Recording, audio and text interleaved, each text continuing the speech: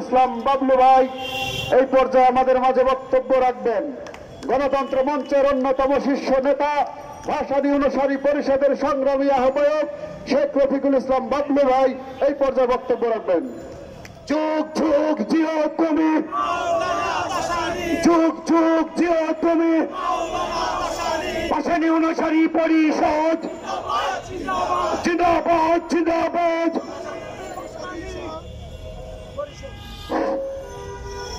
বিসমিল্লাহির রহমানির রহিম।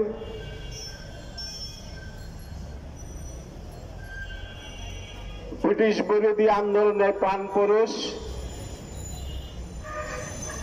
পাকিস্তান আন্দোলনের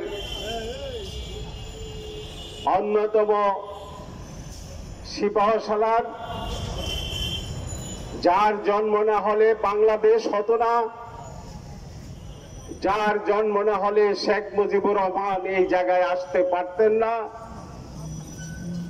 সেই নেতা, আমাদের প্রাণপ্রিয় নেতা মাওলানা ভাসানী, তার অনুসারী আমরা যারা আছি, তাদের সংগঠন ভাসানী অনুসারী পরিষদ, আমরা আজকে তাৎক্ষণিক একটি প্রতিবাদ সভার আয়োজন করেছি। আমি ঢাকার বাইরে ছিলাম, আজকেই সকালে এসে আমি বাইরে থেকেই অনুমান করতেছিলাম, পর্যবেক্ষণে ছিলাম।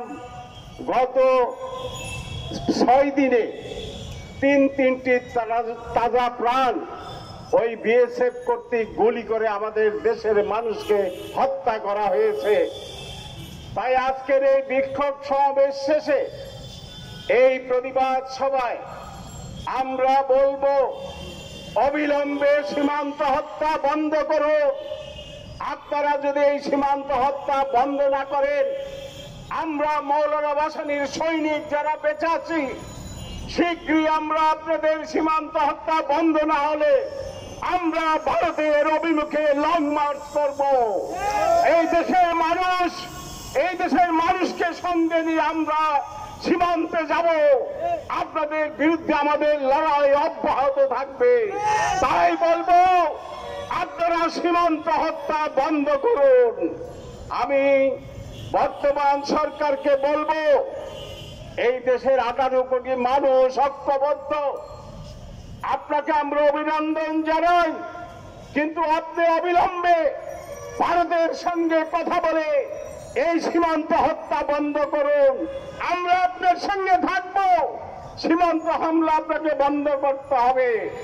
আর কত তাজা প্রাণ এই দেশের মানুষের গুলিতে, এই বিএসএফ এর গুলিতে তাজা প্রাণ নিহত হবে, সেটা আমরা মেনে দিতে পারি না, পারবো না।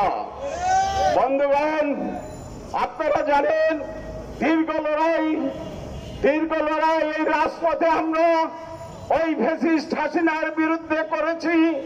গণতন্ত্র মঞ্চ, ভাসানী অনুসারী পরিষদ সহ আমরা দীর্ঘ লড়াই সংগ্রামের রাজপথে ছিলাম, যার ধারাবাহিকতায় আজকে এই গণ অভ্যুত্থানে নতুন বাংলাদেশের স্বপ্ন নিয়ে বর্তমান সরকার ক্ষমতায় আছেন। আমরা আপনাদেরকে বলবো, দীর্ঘ লড়াই সংগ্রামের ধারাবাহিকতায় আপনারা এসেছেন। কেউ যদি দাবি করেন, কেউ যদি বলেন তথাকথিত রাজনৈতিক দল, আমরা বলবো আপনারা ভুল করবেন না। এই ভুলের ফাঁদে আপনারা পা দিবেন না।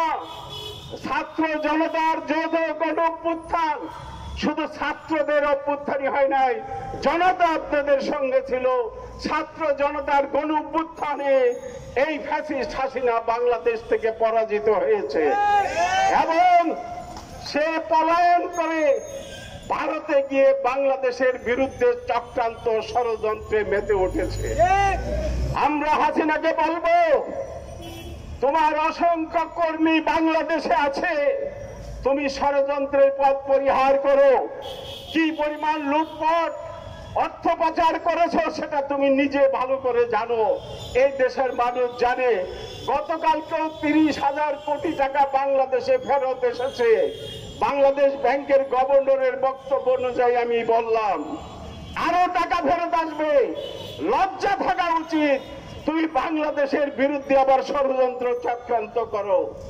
তাই আমি হাসিনাকে এবং তার বন্ধু মোদিকে বলবো, মোদি একটি উগ্র সাম্প্রদায়িক শক্তি। এই সাম্প্রদায়িক শক্তি ভারতের জনগণের সঙ্গে আমাদের বন্ধুত্ব নষ্ট করতে চায়। আমরা ভারতের সঙ্গে বন্ধুত্ব চাই, ভারতের জনগণ বাংলার জনগণ বন্ধু, বাট আমরা সৎ প্রতিবেশী সুলভ আচরণ চাই। আমরা বন্ধুত্ব করব, সৎ প্রতিবেশী সুলভ আচরণও চাইব। এ যদি আপনারা অন্যথা করেন, আমরা তো বললাম 18 আমাদের সদস্য সচিব বলেছে 18 কোটি মানুষের 36 কোটি হাত রয়েছে। আমরা তা দিয়ে ঐক্যবদ্ধভাবে আপনাদেরকে প্রতিহত করব, আপনারা মনে রাখবেন।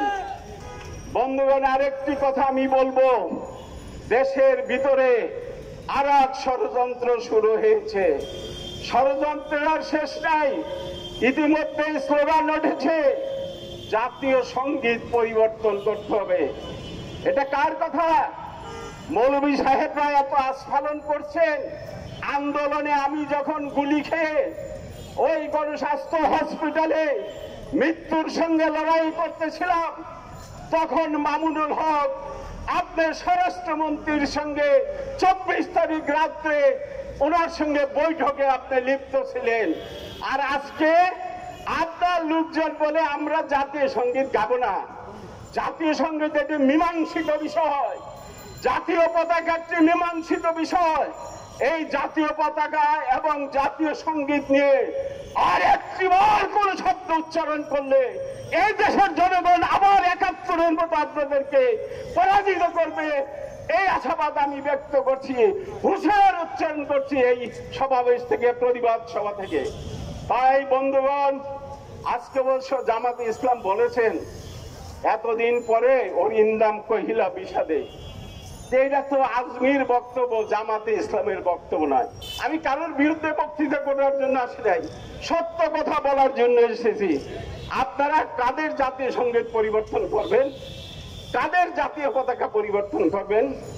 আমরা রক্ত দিয়ে এই পতাকা এনেছি, রক্ত দিয়ে এই সঙ্গীত এনেছি। আপনাদের কারোর বাবার ক্ষমতা নাই এই পতাকা, এই সঙ্গীত পরিবর্তন করার জন্য। তাই আপনারা অত্যন্ত সচেতন থাকুন। আমরা বর্তমান সরকারকে বলেছি আপনি সংস্কার করেন, সংস্কার করে যতদিন লাগে 2-3 বছরের মধ্যে সংস্কার করে একটি রোডম্যাপ দেন। আমরা সেই অনুযায়ী নির্বাচনে যাব। জনগণ আমাদেরকে পছন্দ করলে আমরা নির্বাচিত হব, ক্ষমতায় আসব, সংস্কার মোতাবেক আমরা দেশ পরিচালনা করব। রাজনীতিবিদ ছাড়া দেশ পরিচালনা হবে না, সবাইকে বলছি। তাই আমরা সবাইকে আজকের এই তাৎক্ষণিক প্রোগ্রামে যারা সমর্থন দিয়ে আমাদের সঙ্গে মিছিলে অংশগ্রহণ করেছেন, এখানে বক্তৃতা শুনছেন, সবাইকে ধন্যবাদ ও কৃতজ্ঞতা জানিয়ে আমি আমার বক্তব্য শেষ করছি। আসসালামু আলাইকুম। এবং সমাবেশের সমাপ্তি ঘোষণা করা হলো।